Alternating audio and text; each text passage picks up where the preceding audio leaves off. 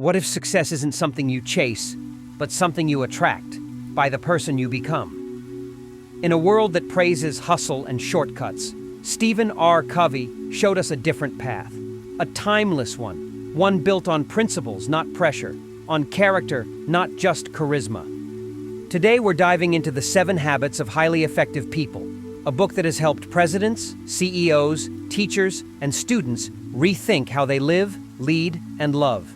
And by the time we're done, you might just walk away with a new lens to see your life through, and the tools to change it forever.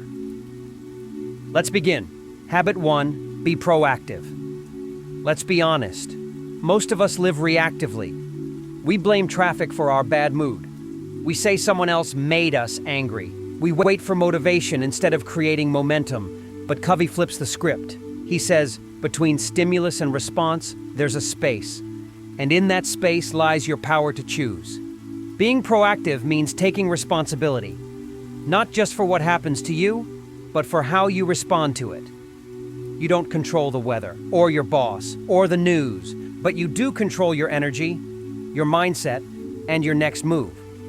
Don't say, I have to. Say, I choose to. Don't say, that's just how I am. Say, I can change. Proactive people write their story. Reactive people let someone else hold the pen. Which one are you? Habit 2. Begin with the end in mind. Picture this. You're attending your own funeral.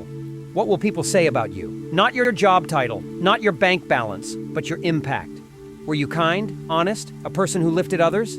Covey challenges us to start with that vision, the legacy we want to leave, and work backward from there. Because if you don't define success for yourself, the world will do it for you. And chances are, you won't like the result. This habit is about living intentionally, creating a personal mission statement, choosing what matters instead of chasing what's loud. Don't climb the ladder of success only to realize it was leaning against the wrong wall. Ask yourself, what really matters to me? And am I living like it? Habit 3, put first things first. We all know what's important, but we don't always act like it. Covey says, don't prioritize your schedule. Schedule your priorities. That one shift changes everything. He introduces a simple but powerful tool, the time management matrix. Urgent and important. That's crisis mode. Important but not urgent. Long-term goals, relationships, health. Urgent but not important. Other people's drama. Neither. Scrolling, binging, wasting time. Most of us live in crisis mode. But real growth? That happens in the important but not urgent zone. That's where your future is built. If you don't make time for the things that matter, you'll be forced to make time for the things that don't. So ask yourself, what's one thing I can do today that'll matter 5 years from now? Then do that. Habit 4, think win-win. We're taught to compete, to win at all costs, to come out on top, even if someone else has to lose. But Covey introduces a radical idea.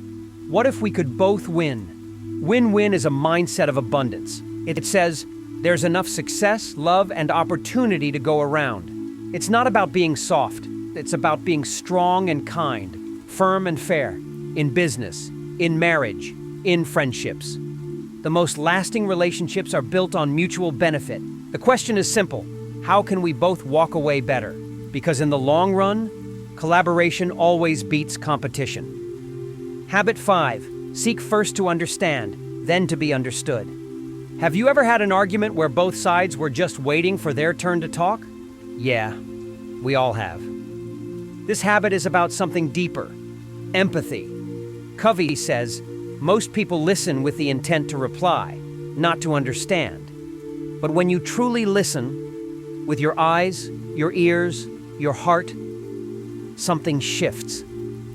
People stop defending, walls come down, real conversations begin. You don't need to agree, but you do need to understand. Next time someone talks, don't interrupt, don't fix, don't judge, don't plan your comeback, and just listen. Because when people feel heard, they open up. And that's where connection begins. Habit 6, synergize. Synergy isn't just teamwork. It's the magic that happens when different minds create something greater, together. It's when 1 + 1 = 3. Covey says synergy comes from valuing differences. from creating environments where people feel safe to be real, where it's okay to challenge each other, to think differently, to explore new solutions. That doesn't happen in echo chambers. It happens when trust and respect are strong enough to hold disagreement. If two people think exactly alike, one of them is unnecessary. So don't just surround yourself with people who agree. Invite other voices, different perspectives. That's where innovation lives. Habit 7. Sharpen the saw. Imagine a man sawing down a tree. He's exhausted, frustrated, making no progress. Someone says, "Why not stop and sharpen the saw?" He replies, "I don't have time." Sound familiar? Habit 7 is about self-renewal. Your mind, body, heart, and soul, they all need care. Sleep, exercise, reflection, nature, music, reading, stillness. These aren't luxuries, they're maintenance. You are the tool that builds your life. Keep it sharp, because a dull blade works harder and achieves less. Here's the truth most people miss. Success isn't about working harder, it's about living wiser. Covey didn't just give us habits. He gave us a framework, a philosophy for a life well lived. A life built on trust, clarity, and purpose. So ask yourself, am I reacting or responding? Am I chasing or choosing? Am I living by default or by design? Effectiveness isn't about doing more. It's about doing what matters and doing it well. And if this book gave you even one idea that could change your life, imagine what the next one could do.